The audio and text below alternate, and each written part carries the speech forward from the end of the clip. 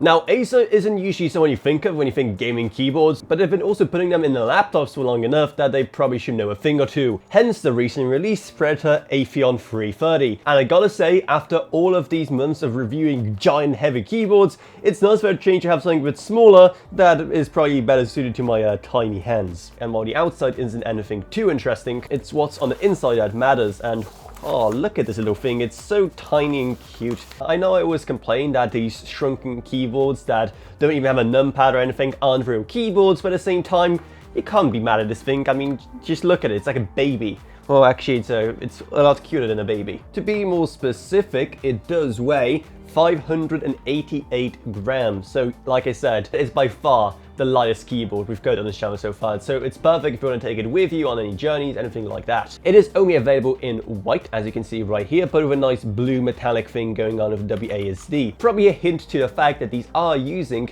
Kale Blue switches. And again, that is your only switch option. And given I prefer a nice clicky keyboard, that ain't a bad thing. It's my first time actually trying these switches, and I gotta say they aren't half bad, but this calls for wrist rest because it is a bit tall, as you can see right here, and that's without any additional like height adjustment. As you can see, it has none of that, so the back feet are just kind of at a fixed height. And even though, like I said, I'm kind of a purist when it comes to keyboards, I can't say like I'm being thrown off by the fact that this keyboard isn't bigger. And the keyboard does come with a pretty nice braided cable that has a pretty solid little finish on both ends. However, as far as accessories go, there isn't too much of anything else. You do get some replacement keys here. These are just your WASD. If all of this colored nonsense here is too much for you and you just rather go with an all-white keyboard, then there it is.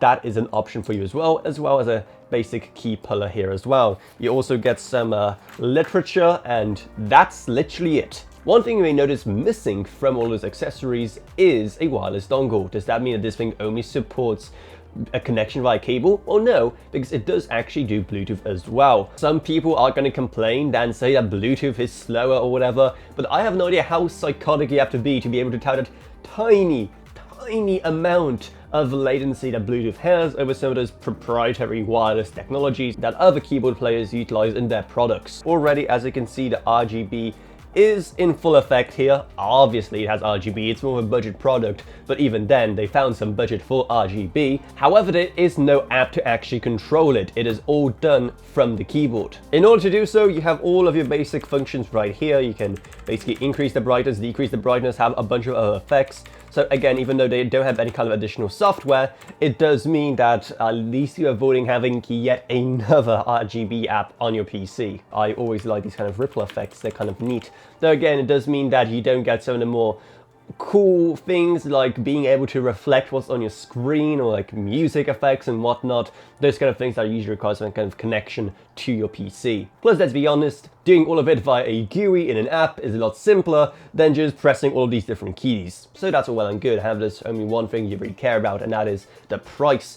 And well, it's one of the few proper gaming keyboards that's under $100 nowadays. Well, probably because like half of it is missing, but still, you get my point. If you'll be traveling around a lot and you just need something super small, super portable, then you can totally go with something like this. It will serve you pretty well.